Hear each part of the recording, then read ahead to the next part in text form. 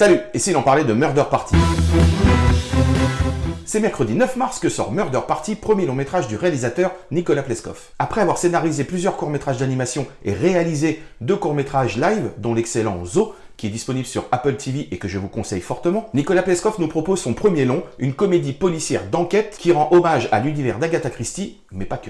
Amusez-vous bien. Ce que l'on peut dire, c'est que pour son premier film, le réalisateur Nicolas Pleskov a réussi à réunir un casting haut de gamme. Et je vous explique qui est qui dans ce Cluedo géant. Tout d'abord, nous avons l'héroïne du film, Jeanne, l'architecte d'intérieur, qui est jouée par la pétillante Alice Paul. Ensuite, nous avons Eddie Mitchell, qui joue donc César, le patriarche de la famille Daguerre, Pablo Poli et Sarah Stern, qui sont les enfants du premier mariage de César, Pascal Arbilo, qui est, elle, la nouvelle femme de César, et qui est accompagnée du jeune acteur Adrien Guillonnet, qui joue le rôle de l'enfant qu'ils ont eu ensemble. Quant à Miu Miu, elle interprète la petite sœur de César, Gustave Kerven, qui est le majordome de la famille Daguerre, et enfin Zabou Bretman, qui est la mère excentrique de Jeanne. Mais alors, que vaut le film? Honnêtement, j'y suis allé dans l'idée de voir une comédie sympathique, mais sans en attendre plus que ça. Eh bien, c'était une erreur de ma part, car je suis tombé sur un film fantastique à plusieurs points. Tout d'abord, sur l'écriture. Le film est une partition sans aucune fausse note. La musicalité du texte est précise et elle ne perd jamais le spectateur dans ce jeu d'énigmes à tiroir. Il y a aussi l'esthétisme du film, qui est intemporellement voulu. C'est un peu comme si vous preniez les années 60 et 70 et que vous les transposiez avec la technologie d'aujourd'hui. Ce mélange des genres est très bien fait et amène un vrai cachet au film. Tout comme d'ailleurs sa réalisation ultra soignée. Vous allez voir des plans pensés comme des toiles de peinture, un peu comme sait le faire Jean-Pierre Jeunet ou Wes Anderson. Pour un premier film, Nicolas Pleskov a vraiment une maturité dans le placement de caméra et dans la composition de plans. Et puis bien entendu, il y a le jeu d'acteur avec un casting parfait dans son interprétation. C'est sciemment surjoué comme dans un théâtre de boulevard, mais sans jamais partir dans l'excès. Et il y a quelques jours, j'ai eu la chance de pouvoir interviewer le réalisateur Nicolas Pleskov, ainsi qu'une partie du casting composée de Alice Paul, Miu Miu, Sarah Stern et Pablo Poli. Et ma première question était pour le réalisateur, qui est aussi co-scénariste de son film, afin qu'il m'explique la genèse de Murder Party. En fait, je savais que je voulais faire un whodunit, donc un film Cluedo, puisque voilà, c'est un genre qui m'a toujours beaucoup intéressé, parce qu'il y a tout ce que j'aime au cinéma dans ce genre de film.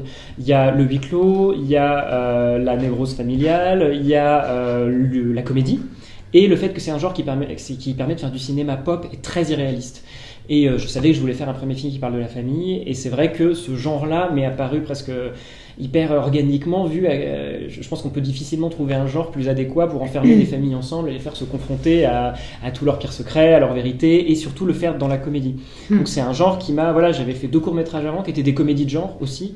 L'un c'est une comédie d'horreur, l'autre c'est une comédie historique, et j'ai l'impression que j'ai une espèce de tropisme à prendre un genre et le passer par le prisme de la comédie. Ouais. Comme je vous le disais, le film est très bien écrit. Les dialogues sont millimétrés et l'enquête est parfaitement amenée. J'ai donc demandé à Nicolas Pleskov comment on écrivait ce genre de film. C'est très écrit, à la base, c'est très écrit, puisque de toute façon ce genre de cinéma-là, c'est en fait un genre d'écriture très technique. Puis écrire un polar, c'est de toute façon extrêmement technique. Je ne l'ai pas fait tout seul, je l'ai fait avec Elsa Marpeau, qui est une très grande scénariste et qui a pignon sur rue dans tout ce qui est polar, justement. Et donc il y avait quelque chose de très écrit aussi, parce que je voulais que la langue soit très précise, et qu'il y avait un registre que je voulais vraiment poser. Après, à partir du moment où, avec tous les comédiens et l'équipe artistique et technique, je leur avais bien, je crois, transmis quel était le canevas dans lequel je voulais qu'on soit, à partir du moment où j'ai senti que tout le monde était dans le même monde, j'ai laissé aussi les portes ouvertes à de l'improvisation chez les comédiens, à des propositions toujours plus folles dans l'équipe artistique. Il fallait juste que le canevas soit précis. À partir du moment où je savais qu'on était au bon endroit, justement, j'aurais été, je pense, bien prétentieux de ne pas laisser tous ces gens qui ont tous plus travaillé que moi, à vrai dire, me faire des propositions pour le mieux du film. Quand on voit le film, on sent que Nicolas Pleskov est un enfant de la pop culture. Il y a d'ailleurs beaucoup de références dans Murder Party. J'ai donc voulu savoir comment avait-il amené la pop culture dans son propre film. En fait, oui, le film est blindé de références. Un premier film, de toute façon, est toujours une sorte d'agrégat de toute la cinéphilie d'un jeune réalisateur se retrouve dans son premier film malgré lui. Donc évidemment, je me suis amusé à mettre beaucoup de références. Après, j'ai toujours fait très gaffe à ce que ça ne prenne pas le pas sur le film lui-même. Non, j'ai vraiment écrit le film de façon à ce qu'on le suive au premier degré de la façon la plus linéaire possible. Et après, il y a cette deuxième couche de références que je me suis amusé à mettre un peu partout. Pour faire des clins d'œil ou amuser lors d'une seconde vision, mais en tout cas je voulais faire un film pop et Et l'essence du pop, c'est de digérer des références pour les ressortir à sa manière. Mais en tout cas, j'ai d'abord fabriqué l'histoire, j'avais cette esthétique en tête très précise, je savais ce que je voulais faire, j'avais des références qui sont assez évidentes, que je voulais vraiment, à qui je voulais rendre un hommage certain, mais je n'ai jamais voulu tomber dans le film catalogue. Je voulais vraiment que les références soient le plus et presque le petit papier de bonbon autour de l'histoire. Le jeu des acteurs est vraiment incroyable. Ils arrivent à maintenir tout au long du film cette manière très théâtrale de jouer, mais sans jamais être dans le ridicule. J'ai donc voulu savoir auprès du casting présent comment on arrivait à trouver le curseur pour pouvoir jouer de cette manière sans jamais tomber dans l'excès. En se remettant, je pense, au metteur en scène, en lui faisant pas se regarder. Suffisamment confiance pour oser en faire trop, oser être mauvais, oser... Alors en effet, c'est toujours sur le fil. Et je pense qu'il y a quelque chose de théâtral, évidemment, dans le film, et il y a tout un canevas, toute une direction artistique, une construction. Mais il faut, nous acteurs, j'ai l'impression que ça doit partir de quelque chose de sincère. Même si c'est plus vrai que nature, je crois... oui, il y a quelque chose d'enfantin. Il faut une forme de sincérité, toujours. Ouais. Mais dans la névrose, la sincérité. Chacun a ses névroses et tout d'un coup, il sort cette douleur quelque part qui se manifeste d'une façon différente, peut-être dans le cri, peut-être dans le geste, peut-être plus intérieur. Mais à chaque fois qu'on avance, on voit un indice qui révèle que chaque personne dans cette famille a eu des raisons de tuer César. Voilà. Et donc ça révèle une névrose qu'on exprime d'une façon différente, mais qui a le droit d'être là.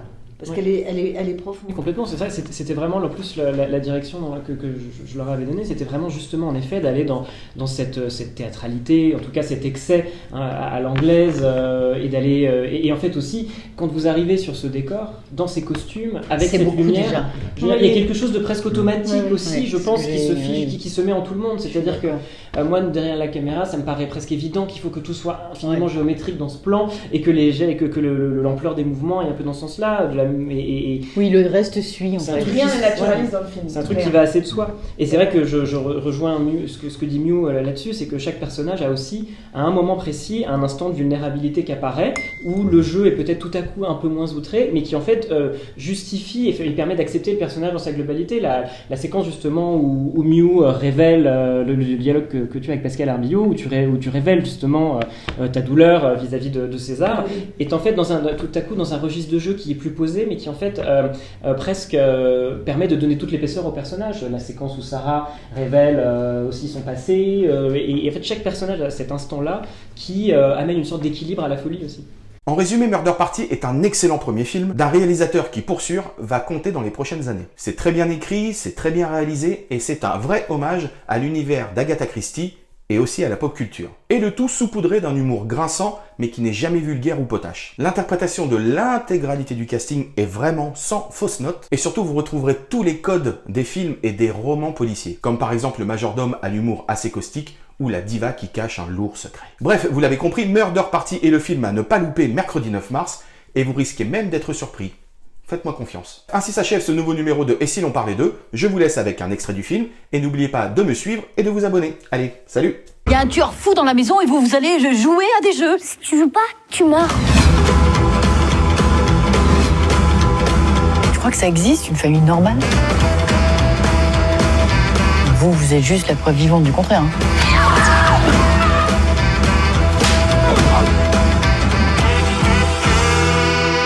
Vous voulez pas jouer ?